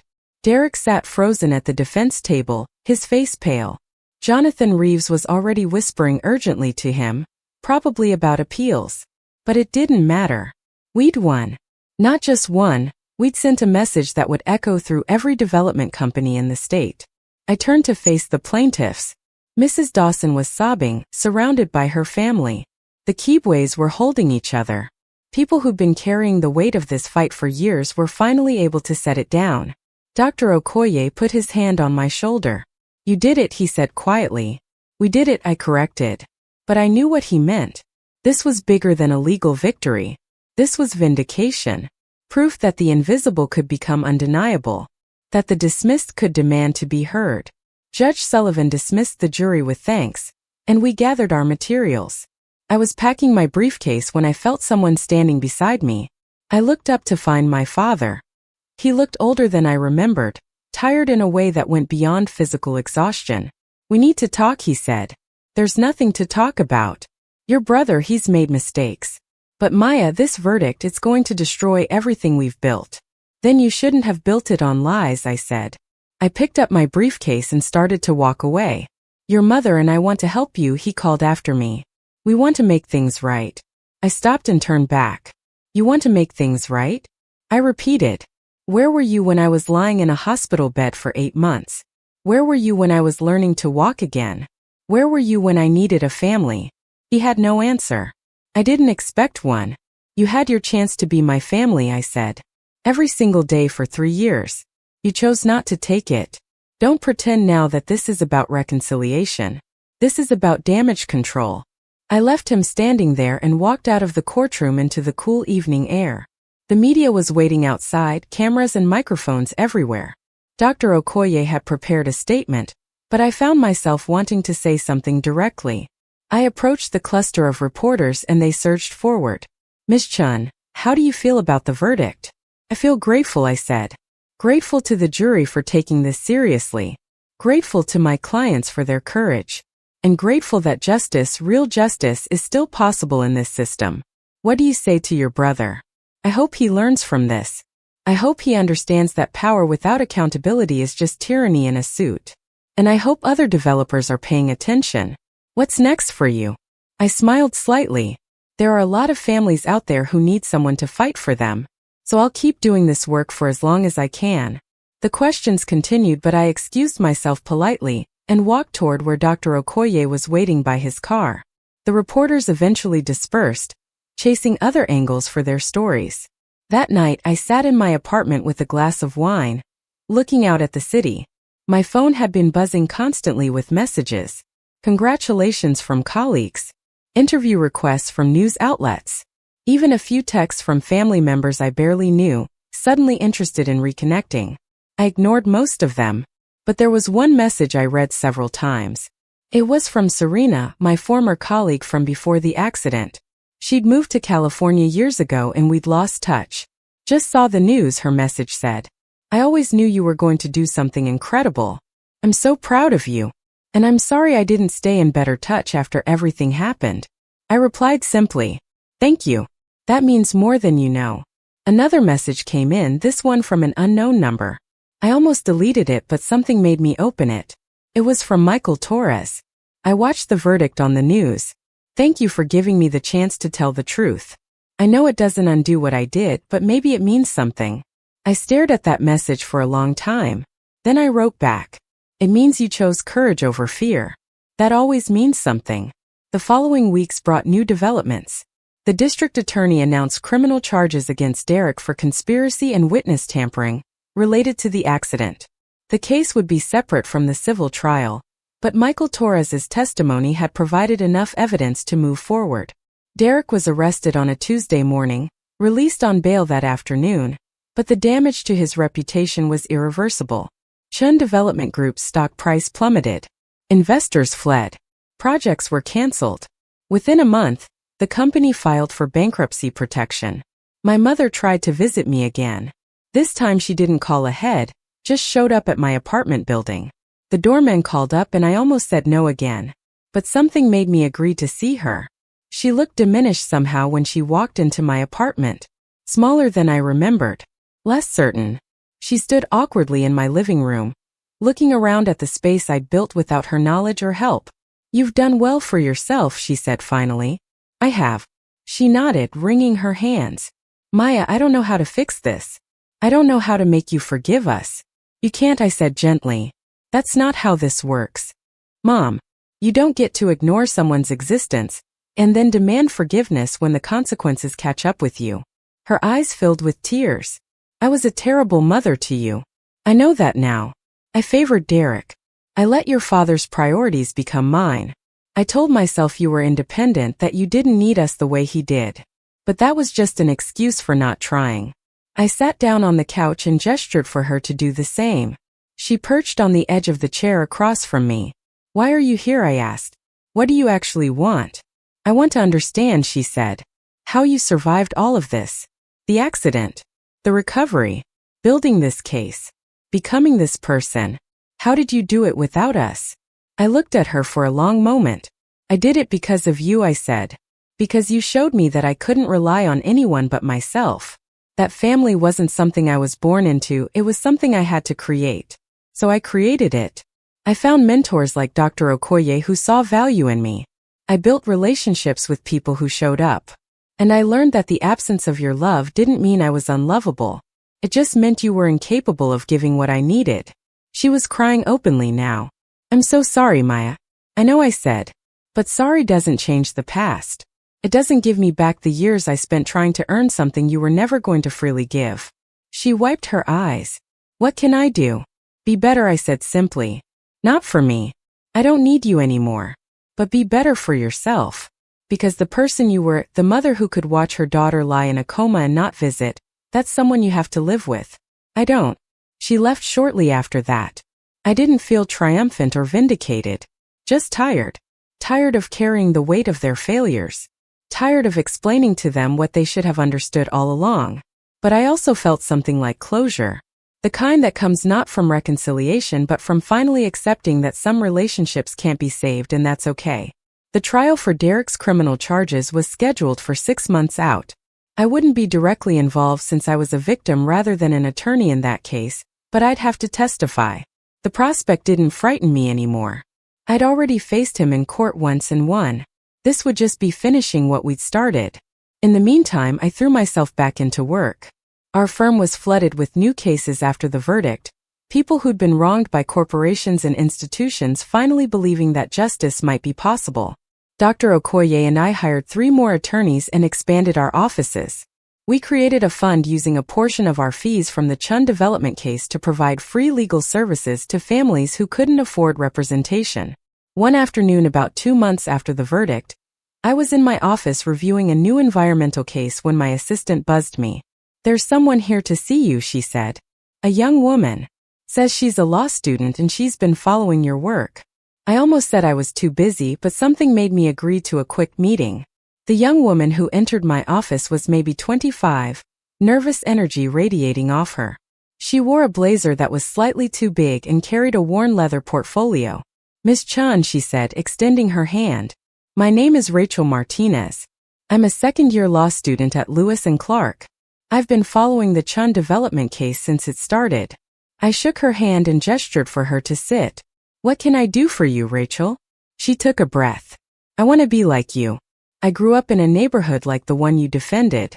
I saw what happens when people with power don't think families like mine matter. I went to law school because I wanted to fight back, but I didn't know if it was actually possible to win. And then I watched you do it." I studied her for a moment. This young woman with fire in her eyes and hope she was trying to temper with realism. "It's hard work," I told her. "The hours are brutal. The pay is terrible compared to corporate law. You'll lose cases that should be won. You'll watch injustice happen and not be able to stop it." She nodded. "I know. But you didn't let that stop you." "No," I agreed. I didn't. Because the wins, when they come, they matter in ways that money can't measure. Do you have any openings for summer associates, she asked. Or even unpaid internships? I work for free just to learn from you. I considered this. Dr. Okoye and I had been talking about bringing on law students, creating a pipeline for the next generation of civil rights attorneys. Maybe it was time. Send me your resume and a writing sample, I said. We'll see what we can do. Her face lit up. Really? Thank you. Thank you so much. You won't regret this. As she left, practically bouncing with excitement, I felt something I hadn't experienced in a long time. Not just satisfaction from winning, but hope. Hope that the work would continue. That the fight for accountability and justice wouldn't end with me. That maybe, just maybe, we were building something that would outlast any individual case or verdict. That evening, I met Dr. Okoye for dinner at a small Ethiopian restaurant we both loved. He raised his glass in a toast. To justice, he said. I clinked my glass against his. To accountability. We ate and talked about cases, about the firm's future, about everything except my family. He knew better than to push. But as we were finishing dessert, he asked the question I knew was coming. How are you really doing, Maya? With everything? I thought about it. Considered giving the easy answer, the professional one about moving forward and focusing on work. But this was James. He'd earned honesty. I'm good, I said finally. Not perfect. I still have days where the anger catches me off guard. Where I think about the 8 months I lost and the family I never really had. But I'm good. Because I built something they can't touch. Something that matters. He nodded. You know they're going to keep trying to reconcile. Your mother especially. She'll keep showing up. I know. And I'll keep deciding whether to let her in based on what I need, not what she wants. That's healthy, he said. It means you've learned the most important lesson. Which is that you don't owe anyone access to your life. Not even family. Especially not family who only wants back in once you've proven your worth on your terms. We finished dinner and walked through the quiet streets of downtown Portland. The city had changed so much since the accident. New buildings. New businesses. But some things remained constant. The river still flowed. The bridges still stood. And people still needed someone to fight for them when the odds seemed insurmountable. Months turned into a year. Derek's criminal trial ended with a conviction on 2 counts of conspiracy and 1 count of witness tampering. He was sentenced to 4 years in prison, though his lawyers were already filing appeals. Chun Development Group was liquidated. Its assets sold to pay creditors and judgments. Marcus Whitmore turned state's evidence and received probation in exchange for testimony. The $35 million punitive damage award was distributed among the plaintiff families. Some used it to move to safer neighborhoods. Others invested in their children's education. Mrs. Dawson started a foundation to provide support for families affected by environmental contamination. The money couldn't undo the harm, but it gave people options they'd never had before. And the precedent we'd set echoed through courtrooms across the state. Other environmental cases were filed citing our verdict. Developers started taking remediation more seriously. The regulations that had been ignored for so long suddenly had teeth, because everyone knew that juries would hold them accountable. I testified at Derek's sentencing hearing. The judge asked if I wanted to make a victim impact statement, and I stood before the court one final time with my brother in an orange jumpsuit sitting 20 feet away. Your Honor, I said, my brother tried to have me killed because I was inconvenient to his business model. When that failed and I survived, he and my family abandoned me in a hospital for 8 months. They made a calculation that I didn't matter. That I wasn't worth their time or attention. They were wrong. I mattered to the families I represented. I mattered to the mentors who invested in my recovery. And I mattered to myself. That's the lesson I hope my brother learns during his incarceration. That people aren't disposable. That actions have consequences. And that the measure of a person isn't their wealth or status, but whether they use whatever power they have to help or to harm. Derek didn't look at me during the statement. Didn't acknowledge my words. But I didn't need him to. This wasn't for him. It was for me. For closure. For the final period at the end of a very long sentence. After the hearing, reporters asked if I felt vindicated. I told them vindication wasn't the right word. Relief maybe. Satisfaction that justice had been served. But not vindication, because that would imply I'd been trying to prove something to my family. I hadn't. I'd been trying to prove something to myself. That I could survive the worst they could do to me and still build something meaningful. That their rejection didn't define my worth. That I was enough all by myself without their approval or acknowledgement. 2 years after the verdict, I stood in the same courtroom where it had all happened. But this time I was there for a different reason. Judge Sullivan was retiring, and the court was holding a ceremony to honor her decades of service. She'd asked me to speak, along with several other attorneys whose cases had shaped her legacy. I talked about what it meant to have a judge who treated everyone equally, who didn't care if you were representing wealthy defendants or struggling families, who believed that the law existed to protect everyone, not just those who could afford the best representation. When the ceremony ended, Judge Sullivan pulled me aside. "You've come a long way from the young attorney who used to second-guess every argument," she said. "Thank you, Your Honor, for everything." She shook her head. "You did the work, Maya. I just made sure the playing field was level. That's all any of us can do." As I left the courthouse that day, I ran into Rachel Martinez, who was now in her final year of law school and working part-time at our firm. She'd turned out to be exactly what we'd hoped: brilliant and dedicated and on fire with the kind of righteous anger that made for excellent advocacy.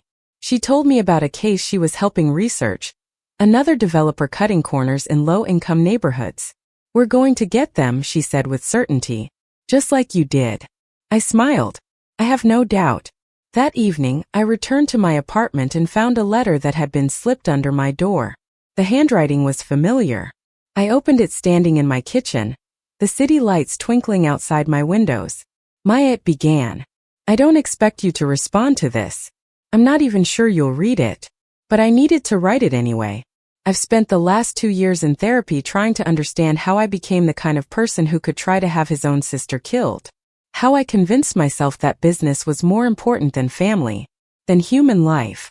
The therapist says I'm a narcissist. That I was raised to believe my success was the only thing that mattered, and that anyone who threatened that success was an enemy to be eliminated. I don't know if that's an explanation or an excuse. Maybe both. Maybe neither. What I do know is that you deserved better. You deserved a brother who celebrated your achievements instead of feeling threatened by them. You deserved a family who showed up when you needed them. You deserved to be safe and protected, not targeted and abandoned. I can't give you any of those things now. The time for that has passed. But I wanted you to know that I understand what I took from you. And I'm sorry. Not because I want forgiveness or reconciliation. I know I don't deserve either. But because you deserve to hear it. You were right about everything. In court. In your victim statement. In every accusation you made. I was a monster in an expensive suit, and you were the only one brave enough to call me on it. I hope you're happy, Maya. I hope you've built the life you wanted. And I hope you never think of me again, because you've earned the peace of letting go. Derek. I read the letter twice, then set it on the counter. I didn't feel the surge of emotion I might have expected. No tears, no anger, no satisfaction. Just a quiet acknowledgement that he'd finally seen what I'd known all along. That the person he'd become was someone worth standing against. I didn't respond to the letter. Didn't need to. He was right that forgiveness wasn't on the table, but not because I was holding a grudge. Simply because forgiveness implied a relationship worth salvaging, and we'd never really had one. He'd been my brother in name only, and that was a truth we both had to live with. Instead, I poured myself a glass of wine and sat by the window, watching the city breathe and pulse with life. Somewhere out there, families were struggling. People were being dismissed and marginalized. Injustices were happening that needed someone to shine a light on them. And tomorrow I'd wake up and get back to work. Because that's what I did now. Not for vindication or revenge or to prove anything to anyone. But because the work mattered. Because I'd learned that the best response to being underestimated wasn't anger. It was excellence. The best response to being dismissed wasn't bitterness. It was building something they couldn't ignore. And the best response to being left alone in the darkness wasn't despair. It was becoming the light. 3 years after the verdict, our firm had grown to 15 attorneys. We'd won major cases against polluters, slumlords, and corrupt officials. We'd changed policy. We'd protected communities. We'd given.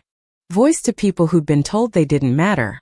And every single day, I walked into that office grateful for the second chance I'd fought so hard to create. I never saw my family again after Derek's sentencing.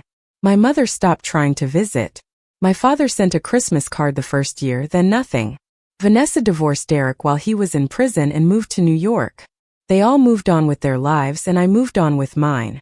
The difference was that my life had purpose beyond wealth and status. It had meaning that couldn't be measured in quarterly earnings or social standing. I'd taken the worst thing that ever happened to me, that accident and coma and abandonment, and transformed it into fuel for something greater than revenge. I transformed it into justice. And that, I realized as I sat in my apartment that night, was the real victory. Not the verdict. Not the money. Not even seeing Derek in prison. The victory was that I'd survived their attempt to erase me, and become someone impossible to ignore. Someone who mattered not because of my last name or my family connections, but because of the work I did and the people I fought for. I was Maya Chun. Not Derek's sister. Not my parents' disappointing daughter. Just Maya. And that was enough. That was everything. The years that followed brought a rhythm I'd never experienced before. Not the chaotic urgency of building a case or the adrenaline of courtroom battles, but something steadier. Something that felt like actual living rather than just surviving. I woke up each morning in my Pearl District loft without the weight of proving myself to anyone. The sunrise over Mount Hood became a daily meditation, a reminder that the world continued turning regardless of who acknowledged my existence. Dr. Okoye retired from active practice when he turned 67, though he maintained an office at the firm and came in twice a week to mentor the younger attorneys. We'd sit in the conference room with whoever needed guidance, and he'd share the wisdom he'd accumulated over 4 decades of fighting institutional power. He never took credit for my success, always deflected when people called him my mentor. You would have found your way regardless, he'd say. I just happened to be there when you needed a hand up. But we both knew that wasn't entirely true. There were moments during my recovery when I would have given up if not for his steady presence. Moments when the gap between who I'd been and who I was becoming felt insurmountable. He'd been the one to show me that transformation wasn't about returning to a previous version of yourself. It was about building something new from the wreckage. Rachel Martinez passed the bar exam on her first attempt and joined our firm full-time. She reminded me so much of myself at that age, hungry and determined and carrying the weight of everyone who'd been told they didn't matter. We worked together on a case involving a chemical plant that had been dumping waste into a predominantly Latino neighborhood for 15 years. The company thought they could outlast us, that we'd eventually run out of resources or patience. They were wrong. Rachel was relentless in her research, finding obscure regulatory violations and building connections between the contamination and a cluster of rare cancers in children under 10. The trial lasted 6 weeks. The jury awarded $80 million in damages. When the verdict was read, Rachel broke down crying at the plaintiff table. Later, in the quiet of the office, she told me why. My little brother died of leukemia when I was 12, she said. We lived 3 blocks from a factory that everyone knew was poisonous. But nobody with power cared because we were just immigrants. We didn't speak English well enough to complain effectively. Her voice cracked. Every case we win, I think about him. About all the kids like him who didn't get justice. I put my hand on her shoulder. Now you're making sure others do. That's how we honor them. She nodded, wiping her eyes. Thank you for showing me this was possible. For proving that people like us can win. The firm's reputation grew beyond Portland. We started getting calls from communities across the Pacific Northwest. A tribe in Washington fighting an oil pipeline through sacred land. Farm workers in California exposed to pesticides their employers swore were safe. A public housing complex in Seattle with black mold so severe that children were developing chronic respiratory conditions. We couldn't take every case, but we built a network. Connected people with other attorneys who shared our values. Created a kind of underground railroad for legal services, passing families from one trusted advocate to another, until everyone found representation. I spoke at law schools sometimes, invited to share my story with students considering careers in public interest law. I always told them the same thing. This work will break your heart regularly. You'll see injustice you can't fix. You'll lose cases you should win. You'll watch people suffer while those responsible face no consequences. But occasionally, not often but enough to matter, you'll win. You'll stand in a courtroom and watch a jury tell a corporation that profit doesn't justify poisoning communities. You'll see families get the resources they need to rebuild their lives. You'll change laws that protect thousands of people you'll never meet. And in those moments, you'll understand why we do this. 4 years after the Chun development verdict, I received an unexpected call from a number I didn't recognize. I almost didn't answer, but something made me pick up. Miss Chun? This is Caroline. The voice was hesitant, uncertain if I'd remember. It took me a moment to place it, then the memory surfaced. Caroline, the nurse from Mercy General. The one who'd sat with me during those early terrifying weeks after I woke from the coma. Caroline, I said, warmth flooding through me. How are you? I'm good. I'm actually calling because I'm not at Mercy anymore. I left nursing about a year ago. I'm sorry to hear that. You were wonderful at it. She laughed softly. Thank you. But I left to go to law school. I'm finishing my first year at University of Oregon. I felt a smile spread across my face. That's incredible. What made you decide to do that? You did, she said simply. After you left the hospital, I followed your case in the news. Watched you fight your own family. Watched you win. And I realized I'd spent 15 years caring for people after they'd been hurt, but I wanted to stop them from being hurt in the first place. I wanted to fight the systems that create the injuries, not just treat the symptoms. We talked for nearly an hour. She told me about struggling with contracts and civil procedure, about being older than most of her classmates, about wondering if she'd made the right choice leaving a stable career.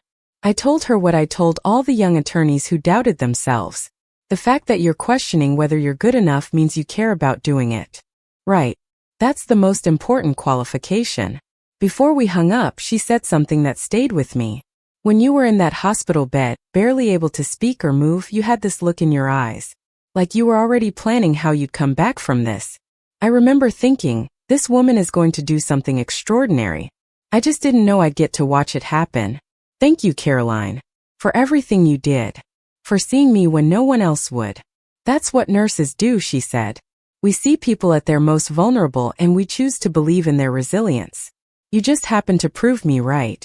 After that call, I sat in my office thinking about the ripples. How surviving had inspired someone to change careers. How winning had given other people permission to fight. How my refusal to disappear had created space for others to be visible. The 5th anniversary of the verdict approached, and a local journalist requested an interview for a retrospective piece on the case's impact.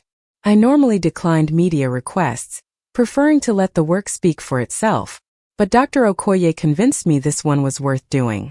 People need to know that justice is possible, he said, that standing up to power can actually work. The interview took place at a coffee shop near our office. The journalist, a woman named Keisha who'd covered the original trial, arrived with a recording device and a notebook filled with questions.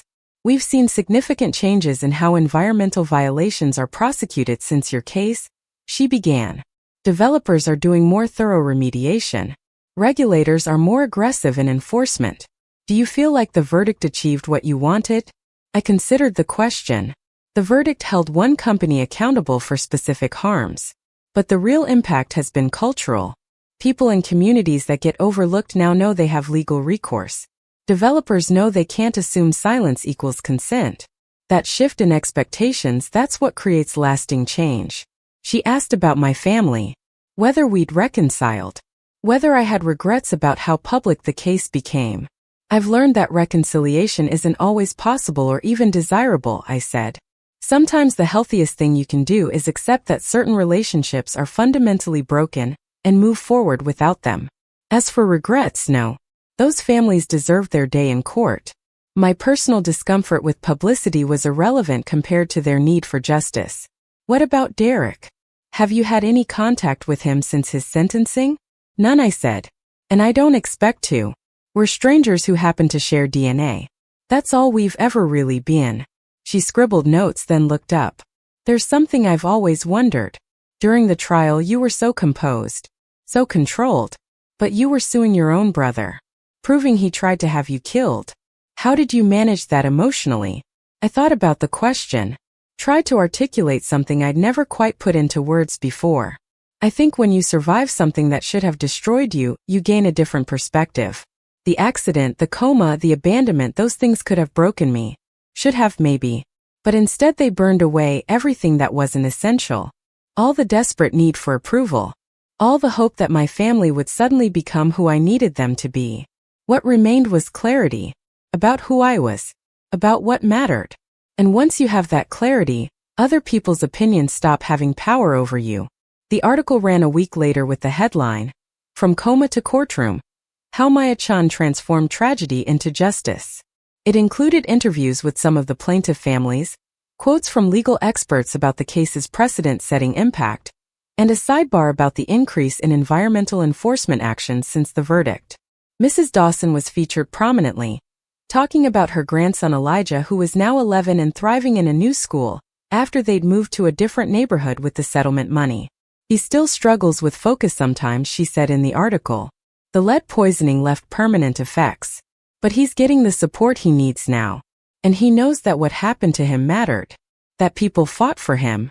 That makes a difference in how he sees himself and his place in the world. Reading that, I felt something shift inside me. This was why the work mattered.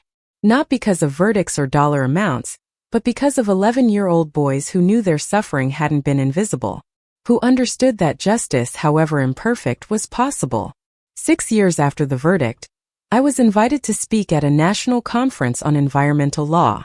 The keynote address in front of hundreds of attorneys, judges, and advocates from across the country. I almost declined. Public speaking to that scale still made me uncomfortable, despite years of courtroom experience. But Dr. Okoye convinced me to accept. Your story needs to be told, he said. Not for your sake, but for all the people sitting in those audience seats wondering if they have what it takes to challenge power. Show them it's possible. I prepared for weeks. Wrote and rewrote the speech. Practiced in front of the mirror, in front of Dr. Okoye, in front of Rachel and the other attorneys at the firm. The day of the conference, I stood backstage in a convention center in Chicago, listening to the moderator introduce me. My hands were steady. My breathing was calm. I'd learned over the years that nervousness and excitement felt identical in the body. The only difference was the story you told yourself about the sensation. I walked onto the stage to applause and stood behind the podium. Looked out at hundreds of faces, people who dedicated their careers to fighting for communities that powerful interests wanted to ignore. 7 years ago, I began. I woke up from an 8-month coma to discover that my family hadn't visited me once. Not one time in 243 days. I could see people leaning forward, already hooked by the opening. It would have been easy to let that define me. To let their rejection become the story of my life. To internalize the message that I didn't matter. But I had a choice. I could accept their assessment of my worth, or I could build my own. I talked about the accident. About learning to walk again while studying legal briefs. About Dr. Okoye's mentorship. About discovering that my brother's company had poisoned families who couldn't fight back. And about deciding that the best response to being underestimated wasn't anger, it was excellence. The audience was silent, completely focused. The case I built wasn't just about environmental violations, I continued. It was about accountability. About proving that wealth and family connections don't put you above the law. About showing communities that their voices matter, even when powerful people try to silence them. I described the trial, the moment, when my family realized I was the lead attorney, the verdict, the impact it had created. But then I shifted the focus. Here's what I want you to understand, I said. My story isn't special because I won. It's important because it demonstrates something we all need to remember. Every person in this room has faced moments when the odds seemed insurmountable. When opposing counsel had more resources, more experience, more institutional support. When clients looked to you with desperate hope that you weren't sure you could fulfill. When judges seemed skeptical that your case had merit. We've all been there. I paused, making eye contact with people throughout the audience. What separates the cases we win from the cases we lose often isn't the quality of our legal arguments. It's whether we have the courage to keep fighting when everything suggests we should give up. It's whether we can help our clients believe that justice is possible, even when the system seems designed to deny it. And it's whether we remember that we're not just filing motions and arguing precedent. We're standing between vulnerable people and forces that would erase them. The speech continued for another 20 minutes. I talked about the importance of mentorship, the need to create pipelines for diverse attorneys to enter public interest law, the responsibility we all had to use our privileges and platforms to amplify marginalized voices. When I finished, the standing ovation lasted nearly 3 minutes. People approached me afterward, some with tears in their eyes. A young black woman told me she'd been considering leaving environmental law for corporate practice because she was drowning in student debt. Your speech reminded me why I went to law school in the first place, she said. I'm going to stick it out. An older white man, probably in his 60s, told me he'd been practicing for 30 years and had started to feel cynical. You made me remember what it felt like to be young and believe we could change things, he said. Thank you for that. But the interaction that meant the most came from a woman about my age, who waited until everyone else had left. She approached hesitantly, clutching a conference program. I'm not a lawyer, she said. I'm a social worker. I snuck into this session because I saw your name on the program and I had to hear you speak. Why, I asked gently.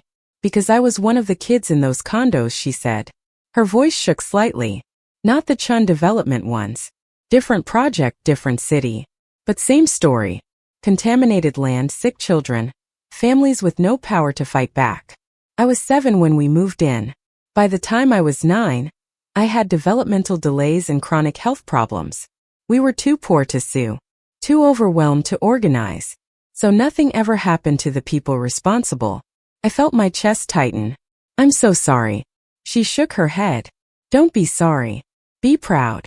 Because when I heard about your case, about how you fought your own family to protect people like me, it changed something. I was 25 and still angry about what had happened. Still bitter that no one had cared enough to stop it. But your case showed me that some people do care. That justice is possible even if it comes too late for some of us. She wiped her eyes. I became a social worker because of you. Because I wanted to help kids like I was. And every time I start to feel discouraged, I remember that you turned your family's betrayal into protection for strangers.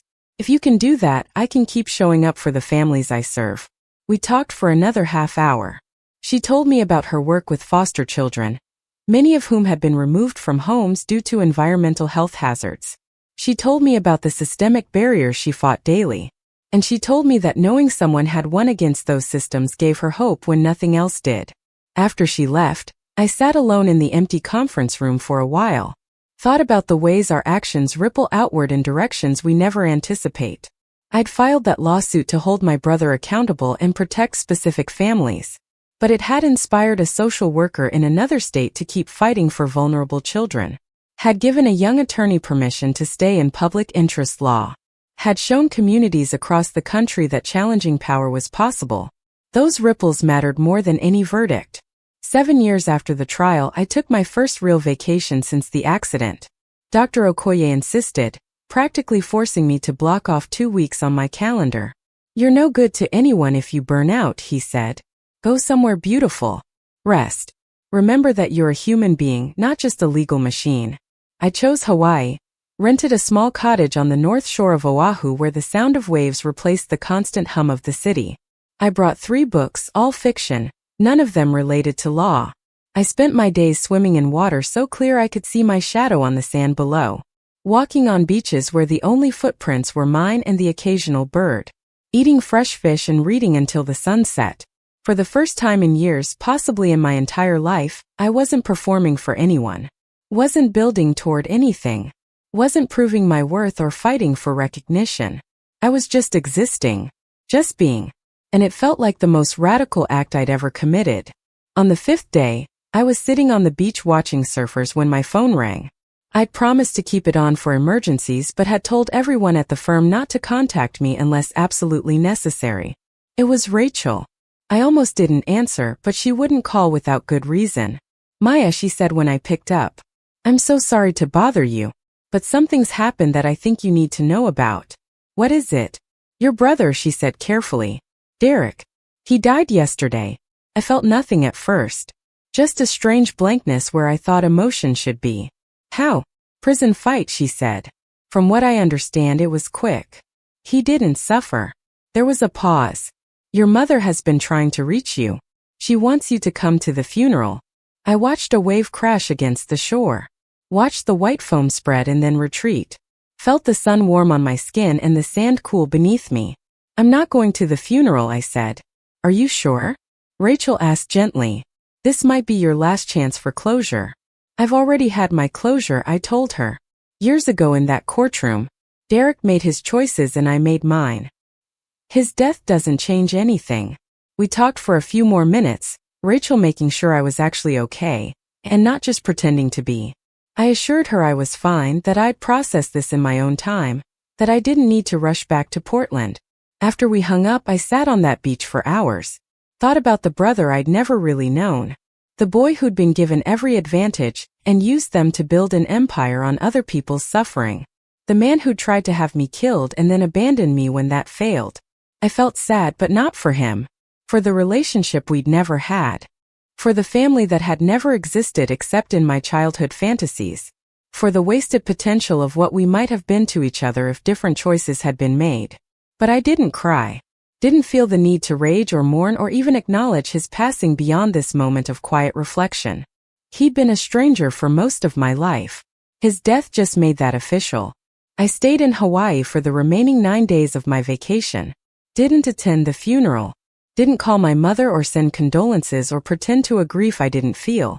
I just let myself be present in my own life. In the beauty of the ocean and the warmth of the sun and the simple pleasure of existing without obligation. When I returned to Portland, there was a package waiting at my apartment. A small box wrapped in brown paper with my mother's handwriting on the label. I considered throwing it away unopened, but curiosity won. Inside was a photo album I'd never seen before. Old pictures from when I was a child. Me at maybe 3 years old laughing at something off camera. Me at 7, gap-toothed and proud in a soccer uniform. Me at 10 holding a trophy from a spelling bee I'd won. There was a note tucked inside the front cover in my mother's careful script.